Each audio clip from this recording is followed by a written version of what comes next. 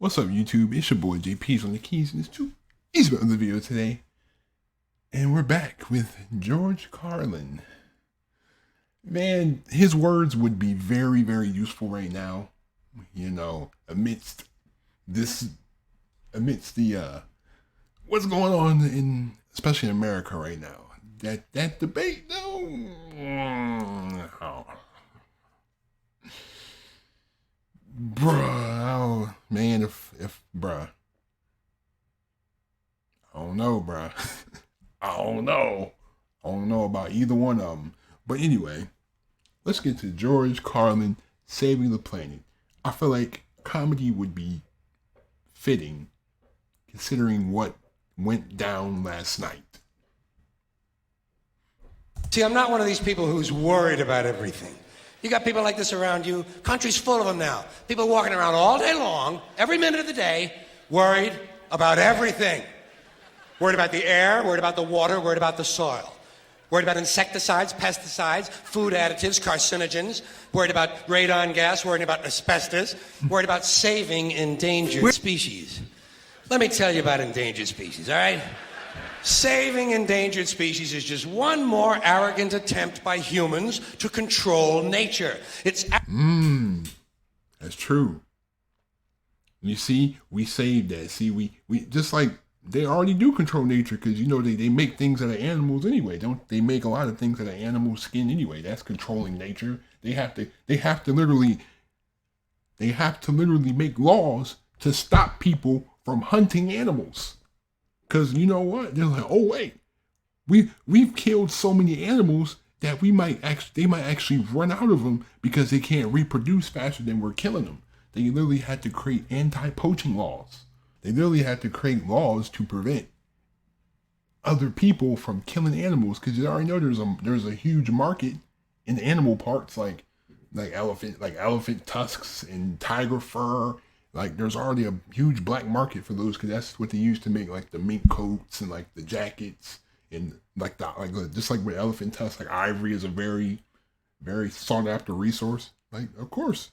arrogant meddling. It's what got us in trouble in the first place. Doesn't anybody understand that? Interfering with nature. Over 90%, way over 90% of all the species that have ever lived on this planet, are gone. Whoosh. They're extinct. We didn't kill them all. They just disappeared. Wait, it's only 90% and it's still all these animals left? Just think about if we didn't kill. Think about how many, like, bro, it would be a whole bunch of deer and elephants and lions just roaming about. Like, that's crazy, considering the amount of animals that are still in this world, especially the amount of bugs, especially houseflies. Can somebody please explain me how houseflies positively benefit the world? Please explain. I guess they decompose they can decompose garbage. I don't know. How do houseflies contribute to the earth other than being annoying? Because every time you just tell you hear right, and they want to do it right in your ear so you can hear it too. Like, get out of my ear, man. That's what nature does. They disappear these days at the rate of 25 a day. And I mean regardless of our behavior. Irrespective of how we act on this planet, 25 species that were here today will be gone tomorrow. Let them go gracefully. Leave nature alone. Haven't we done enough? We're so self-important. So self-important. Everybody's going to save something now. Save the trees, save the bees, save the whales, save those snails. And the greatest arrogance of all, save the planet. What? Are these fucking people kidding me? Save the planet? We don't even know how to take care of ourselves yet. We haven't learned how to care for one another. We're gonna save the fucking planet? Right. They're still right, bro. You're talking about save the planet. We still have discord amongst ourselves. How can we worry about a whole planet? You know what I'm saying? We still got all these isms, the racism, the sexism, the genderism, the colorism, all these isms that's floating around. But we worry about saving the planet though. Like, we gotta worry about our backyard though. You feel me? We gotta learn how to get rid of those issues first before we tackle the bigger issues, you know. I'm getting tired of that shit. Tired of that shit. Tired. I'm tired of fucking Earth Day. I'm tired of these self-righteous environmentalists, these white bourgeois liberals who think the only thing wrong with this country is there aren't enough bicycle paths. People trying to make the world safe for their Volvos. Besides, environmentalists don't give a shit about the planet. They don't care about the planet. Not in the abstract, they don't. Not in the abstract, they don't. You know what they're interested in? A clean place to live. Their own habitat. They're worried that someday in the future they might be personally inconvenienced. Narrow, unenlightened self-interest doesn't impress me. Besides, there is nothing wrong with the planet. Nothing wrong with the planet. The planet is fine. The people are fucked. Difference. Difference. The planet is fine. Compared to the people, the planet is doing great. It's been here 4.5 billion years. Did you ever think about the arithmetic? Planet has been here 4.5 billion years. We've been here, what, 100,000? Maybe 200,000? And we've only been engaged in heavy industry for a little over 200 years. 200 years versus 4.5 billion. And we have the conceit to think that somehow we're a threat? That somehow we're going to put in jeopardy this beautiful little blue-green ball that's just a-floating around the sun? The planet has been through a lot worse than us. Been through all kinds of things worse than us. Been through earthquakes, volcanoes, plate tectonics, continental drift, solar flares, sunspots, magnetic storms, the magnetic reversal of the poles, hundreds of thousands of years of... Yo, that's facts, but the thing is, like, he's first of all, he's really going crazy. Second of all, like, I've always wanted to know, like, what was it like on Earth before humans even got here? Like, what was it like? Obviously, it was probably a lot much cleaner.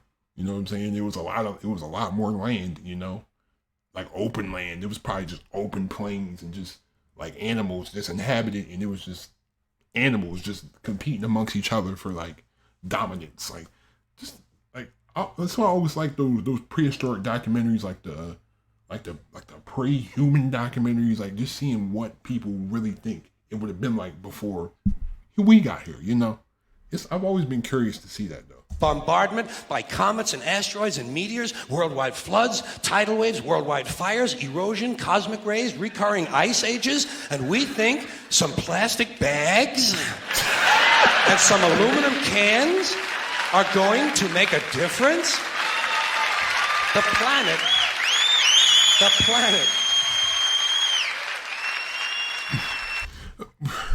My thing is, people, why are we so worried about the planet, but yet we still continue to use aren't fossil fuels like part of the planet? Aren't we using the planet's resources? We're using the planet, we're using the land that the planet already has. We're using the air.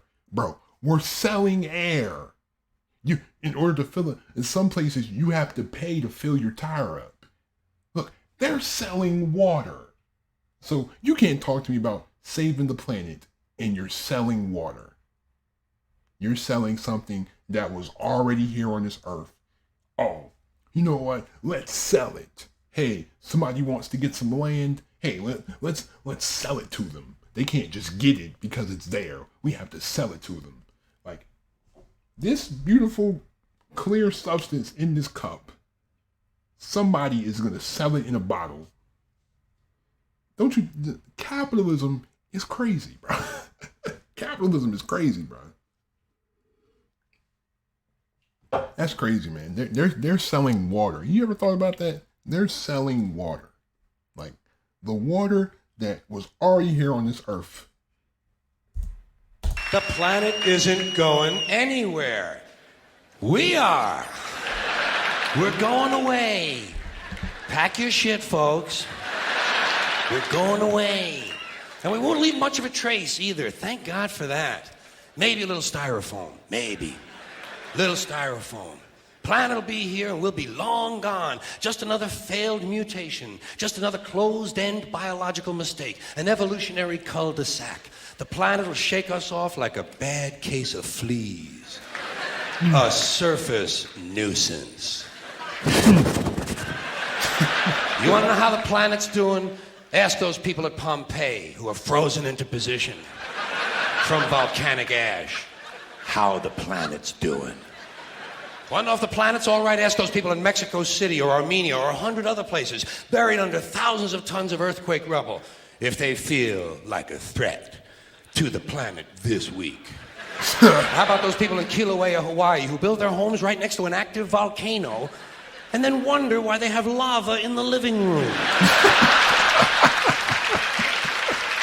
The planet will be here for a long, long, long time after we're gone, and it will heal itself, it will cleanse itself, because that's what it does. It's a self-correcting system. The air and the water will recover, the earth will be renewed, and if it's true that plastic is not degradable, well, the planet will simply incorporate plastic into a new paradigm, the earth plus plastic.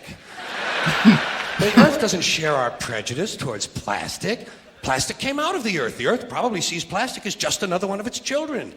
Could be the only reason the earth allowed us to be spawned from it in the first place. It wanted plastic for itself. Didn't know how to make it. Needed us. Could be the answer to our age-old philosophical question, why are we here? Plastic. Assholes. So, the plastic is here, our job is done, we can be phased out now, and I think that's really started already, don't you? I mean, to be fair, the planet probably sees us as a mild threat, something to be dealt with, and I'm sure the planet will defend itself in the manner of a large organism, like a beehive or an ant colony can muster a defense. I'm sure the planet will think of something. What would you do if you were the planet trying to defend against this pesky, troublesome species? Let's see, what might... viruses. Viruses might be good. They seem vulnerable to viruses. Foreshadowing. Foreshadowing. You know, there would be 2 pandemics, and there would be 2 known worldwide pandemics. We don't know all the other pandemics. You know, the Ebola and the other one. You know, you can't say it. You can't say it on YouTube, or they'll just you know, your whole video just gets boom, no ads. You know what I'm saying? But anyway. Viruses are tricky, always mutating and forming new strains whenever a vaccine is developed. Perhaps this first virus could be one that compromises the immune system of these creatures. Perhaps a human immunodeficiency virus, making them vulnerable to all sorts of other diseases and infections that might come along. And maybe it could be spread sexually, making them a little reluctant to engage in the act of reproduction. Well, that's a poetic note. And it's a start. And I can dream, can't I? See, I don't worry about the little things. Bees, trees, whales, snails. I think we're part of a greater wisdom than we will ever understand. A higher order. Call it what you want. Know what I call it? The big electron. The big electron. Whoa.